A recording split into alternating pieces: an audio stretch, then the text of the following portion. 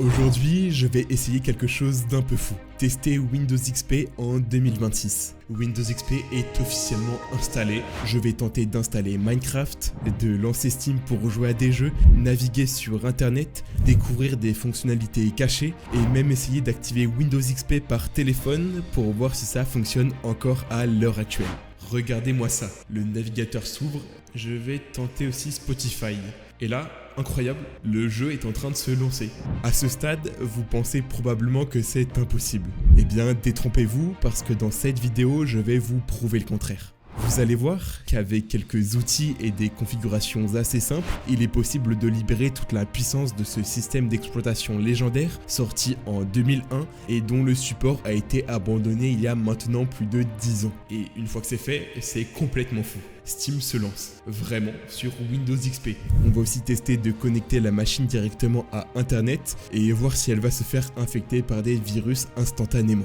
Allez, retournons un peu dans le passé pour avoir une petite dose de nostalgie et répondre une bonne fois pour toutes. Windows XP est-il encore utilisable en 2026? Et surtout, peut-il fonctionner aussi bien qu'à l'époque? Allez, c'est parti!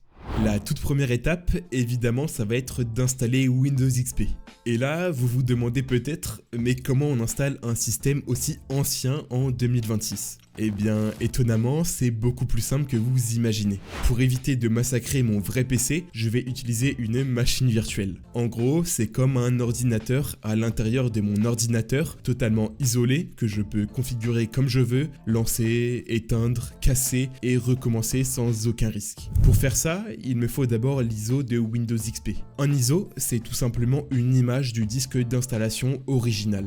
Et en cherchant quelques secondes sur internet, on se rend vite compte qu'il existe encore une quantité assez hallucinante de sites qui hébergent ces fichiers. Dans mon cas, je vais partir sur une version 64 bits, histoire de pouvoir allouer plus de mémoire à la machine virtuelle et ne pas être trop limité par le matériel, même si, on va être honnête, Windows XP n'a clairement pas besoin de grand chose pour tourner. Une fois l'ISO téléchargé, j'ouvre VMware et je crée une nouvelle machine virtuelle. Je sélectionne simplement l'ISO de Windows XP, je définis la taille du disque dur virtuel et je configure les ressources. Je vais lui donner 16 Go de RAM. Quand on sait que Windows XP recommande officiellement 128 mégaoctets, autant dire qu'on est très large. Et go, je lance la machine virtuelle et là, la petite musique d'installation se lance. Franchement, ça fait quelque chose, non? Pour installer Windows maintenant, appuyez sur Entrée. Ok, on y va. J'accepte le contrat de licence, je sélectionne l'espace disque non partitionné pour lancer l'installation, puis je formate la partition en NTFS. Le NTFS, pour faire simple, c'est le système de fichiers moderne de Microsoft à l'époque, plus sécurisé et plus stable que les anciennes alternatives.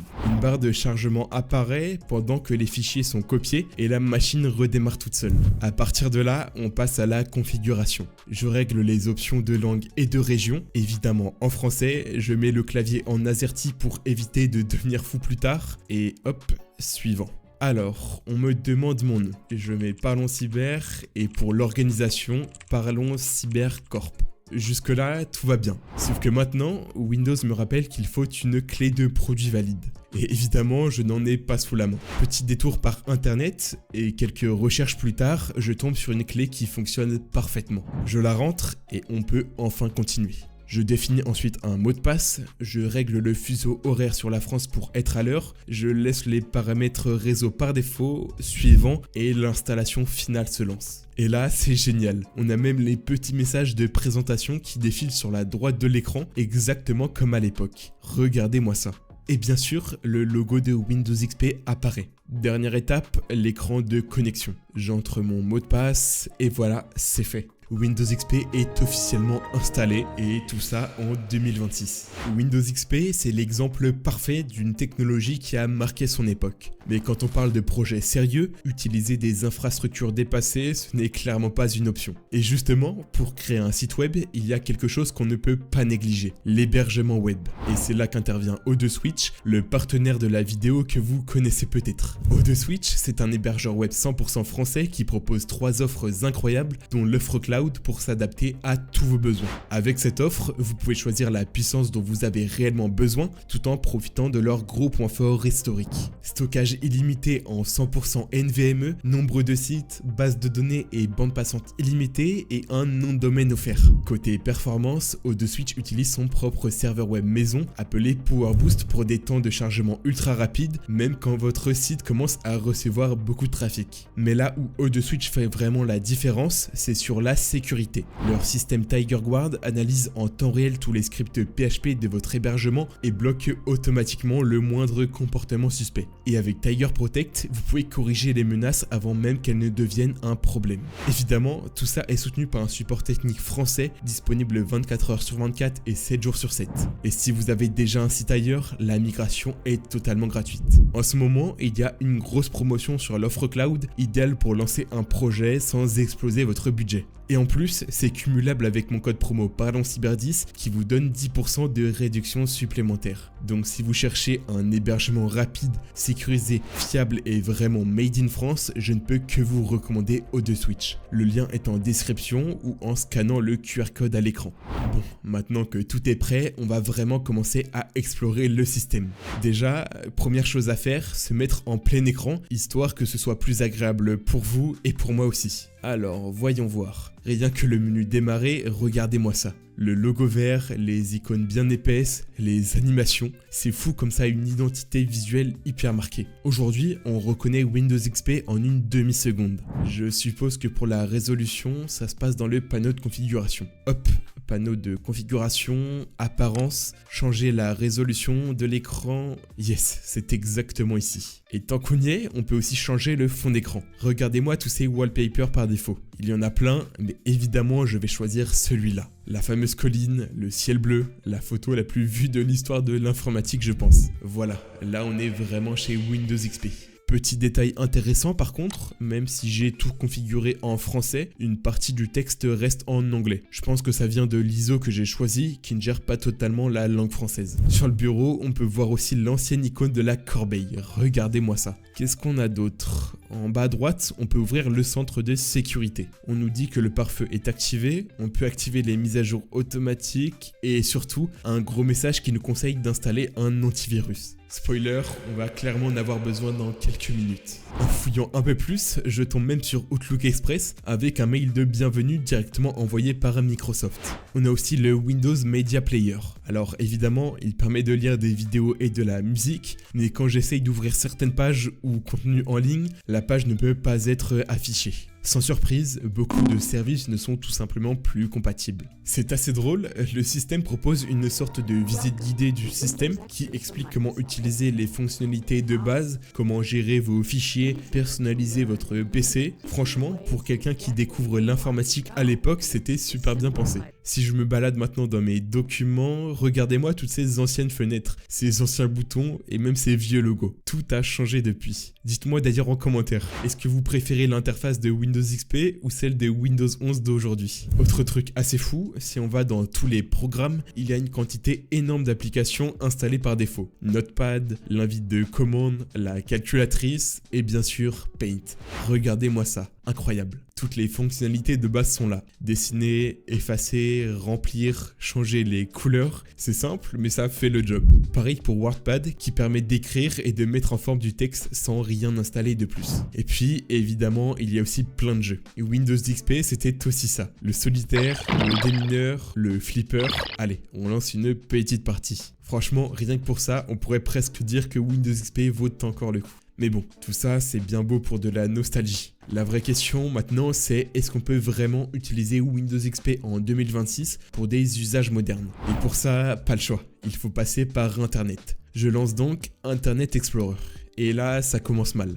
À chaque recherche, j'ai le droit au même message. Nous sommes désolés, votre navigateur actuel n'est plus pris en charge. Autant dire qu'Internet Explorer est inutilisable. Mais heureusement, j'avais prévu le coup. Pour contourner le problème, je vais installer un outil assez méconnu, mais absolument indispensable pour cette vidéo, OneCore API.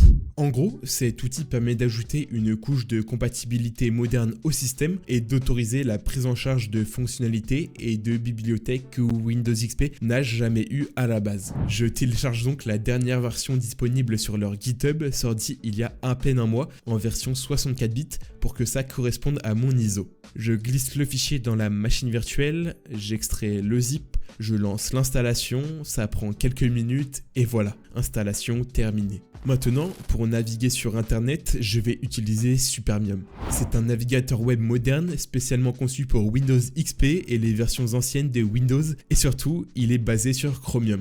Et le plus fou, c'est qu'il supporte même les extensions comme uBlock Origin pour bloquer les pubs. Même chose ici, je me rends sur leur GitHub et je télécharge la dernière version 64 bits sortie le mois dernier. Voulez-vous installer Supermium? Hop, oui. Le téléchargement se lance et c'est fait. Regardez-moi ça, le navigateur s'ouvre, je peux faire des recherches normalement, aller sur des sites web modernes, ça fonctionne. Franchement, à ce stade, je commence déjà à être surpris. Première chose que j'ai envie de tester, aller sur YouTube. Et là, mauvaise nouvelle, dans Supermium, le site ne fonctionne pas correctement. Après plusieurs essais, je décide de tenter autre chose et j'installe le navigateur Zen, ce qui honnêtement me surprend pas mal aussi. Et la bonne surprise, YouTube s'ouvre sans problème, le navigateur est même beaucoup plus rapide. Malheureusement, les vidéos chargent quelques secondes avant de finir par afficher une erreur. En revanche, je peux aller sur Twitter et sur Reddit sans trop de soucis. En réessayant quelques minutes plus tard, j'ai en fait bien pu aller sur YouTube et réussir à regarder une de mes vidéos sur Supermium en faisant quelques modifications de compatibilité dessus.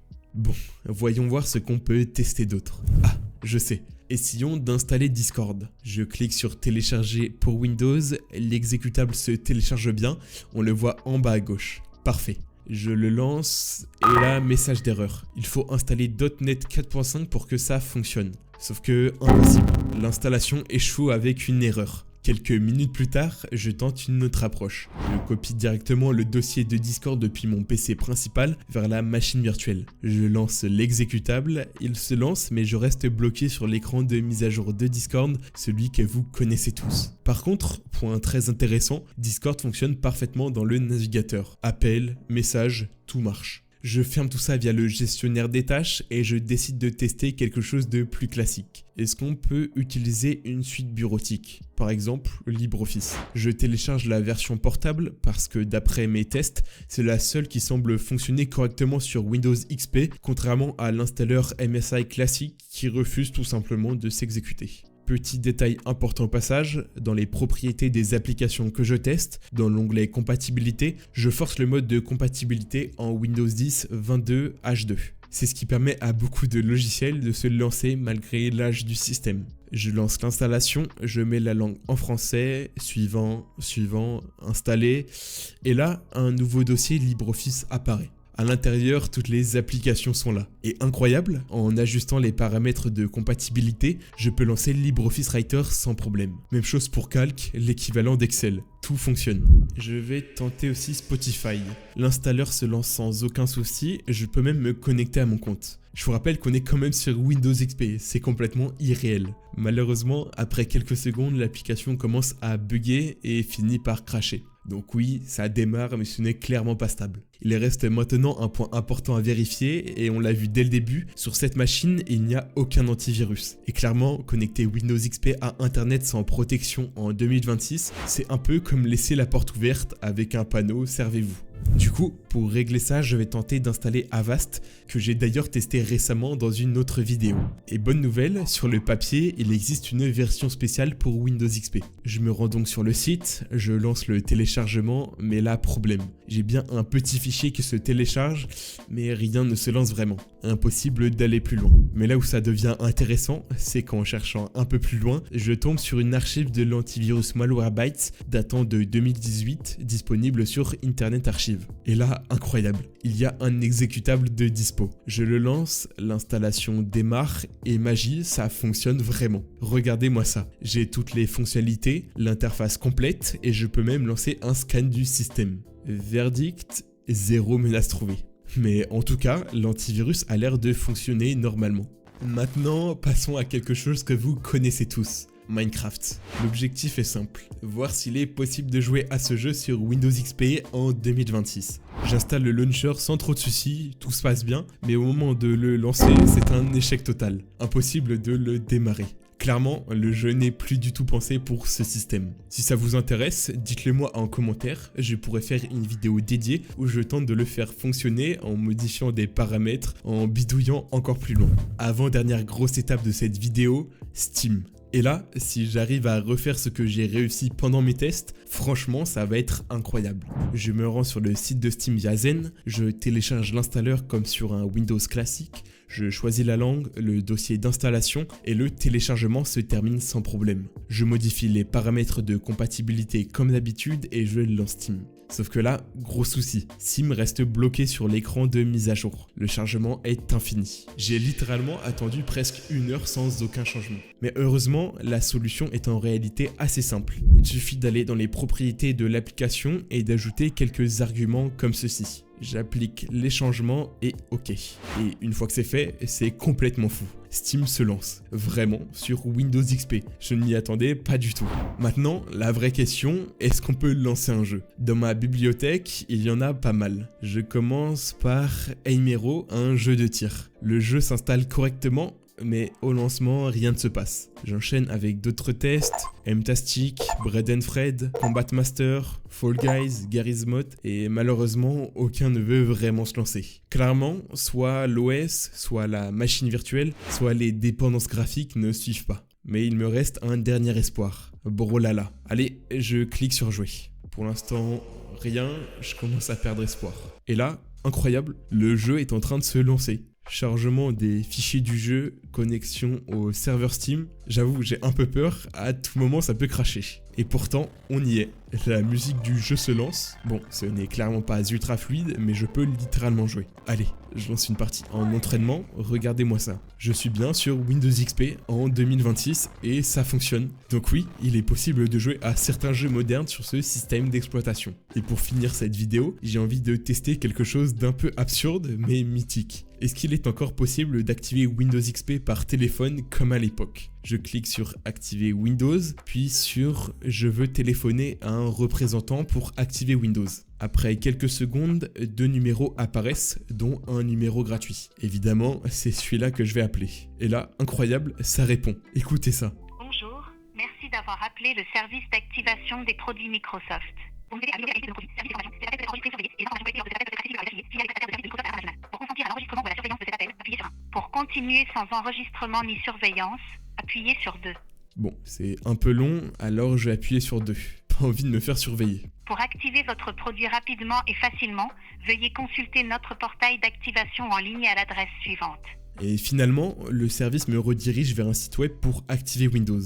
Autant dire que l'activation par téléphone telle qu'on la connaissait avant ne semble ne plus vraiment fonctionner aujourd'hui. Si vous regardez cette vidéo et que l'idée vous traverse l'esprit de refaire le test chez vous, ne connectez jamais Windows XP directement à Internet, même pour voir ce que ça fait. Déjà, première règle de base, quand on connecte un système aussi vieux que celui-ci, qui traîne des vulnérabilités connues depuis plus de 20 ans, il faut obligatoirement avoir un antivirus installé et un pare-feu activé. C'est non négociable. Et même avec ça, le risque reste énorme. Il faut bien comprendre une chose, le support officiel de Windows XP est terminé depuis 2014. Ça veut dire plus aucune mise à jour de sécurité. Zéro. Nada. Les failles découvertes avec cette date ne seront jamais corrigées. C'est pour ça que je le répète toujours. Gardez votre système à jour, sauf pour des cas très spécifiques et parfaitement maîtrisés. Parce que sur Internet, il y a des personnes malveillantes qui passent leur temps à scanner le réseau à la recherche de machines vulnérables. Par exemple, avec des outils comme Shodan,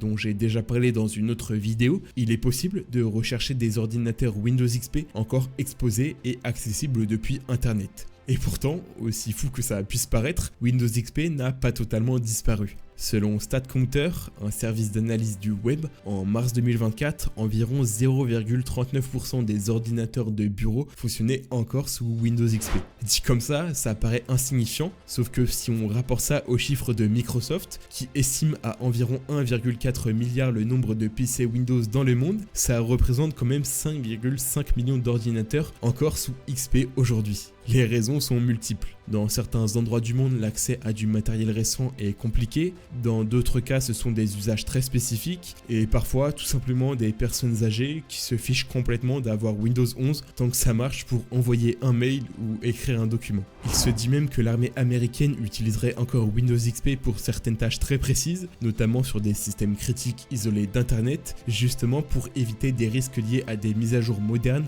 ou à des changements de comportement logiciel. Mais maintenant qu'on a vu tout ça, la vraie question c'est pourquoi est-ce que Windows XP est autant aimé? Après tout, sur le papier, ce n'est qu'un système d'exploitation comme un autre. Eh bien non. Si Windows XP est souvent considéré comme l'OS le plus important de l'histoire de Microsoft, ce n'est clairement pas un hasard. Il est arrivé à un moment clé, à une époque où le PC commençait réellement à se démocratiser dans les foyers. Et surtout, il a marqué une véritable révolution visuelle. Fini les interfaces grises et fades. Place à la barre des tâches bleues, aux boutons démarrer vert et aux icônes avec des ombres. C'est aussi avec Windows XP qu'arrive ClearType, une technologie qui améliore drastiquement l'affichage des polices à l'écran, les rendant plus nettes et plus lisibles. Et ce principe est encore utilisé aujourd'hui, plus de 20 ans plus tard. Mémoire protégée pour réduire les écrans bleus, généralisation du système de fichiers NTFS avec les permissions et la gestion avancée du stockage, restauration du système, changement rapide d'utilisateur, centre de sécurité, pare-feu intégré, la liste est interminable. Et honnêtement, je pourrais continuer encore très longtemps. Windows XP, c'est un peu le symbole d'un Windows simple, efficace et compréhensible. Et quand on compare ça à l'évolution actuelle, avec des systèmes de plus en plus complexes, bourrés de télémétrie, souvent mal optimisés et désormais remplis d'IA partout, on comprend pourquoi autant de gens ressentent une certaine nostalgie. Au final, est-ce que Windows XP est utilisable en 2026? La réponse est simple, oui, mais seulement dans des conditions très particulières. Clairement pas pour un usage quotidien connecté à Internet. J'espère en tout cas que cette vidéo vous a plu. Dites-moi en commentaire si vous voulez une prochaine vidéo où je teste l'installation de virus sur Windows XP comme j'ai l'habitude de le faire, ou si vous préférez que je teste d'autres systèmes mythiques comme Windows Vista, Windows 98 ou Windows 7. Si la vidéo vous a plu, n'hésitez pas à la liker, à partager et à vous abonner pour ne pas manquer les prochaines vidéos. Et n'oubliez pas, avec le code ParlonsCyber10, vous bénéficiez de 10% de réduction supplémentaire sur l'offre cloud de O2Switch. Merci.